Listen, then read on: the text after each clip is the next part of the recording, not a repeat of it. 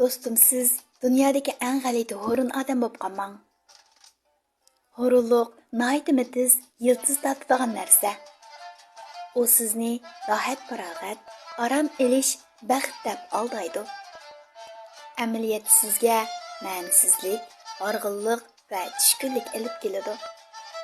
U sizning istiqbolingizga bo'lgan umidingizni tortib oladi. Boshqalar bilan bo'lgan do'stligingizni uzib yetadi. Ko'nglingizni kundan kunga taraytidi. Kishilik hayotdan borgan siri zeriktiradi.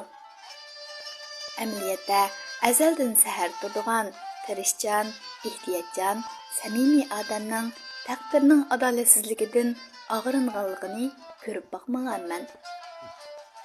Yaxshi fazilat, yaxshi odat, qaysar irodaga odam taqdir tarafidan mag'lub bo'lmaydi. Shunga har vaqt esingizda bo'lsinki, o'zingizni aplab-saplab o'tkazmayman. Qiyin ahvolga tushirib qo'ymang. Pek o'rinliq qilmang. Mangdiganga yo'l qo'ymang.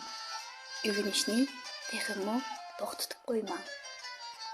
Siz tug'ilishingizda texmo go'zal, texmo farog'atlik hayotga arziysiz.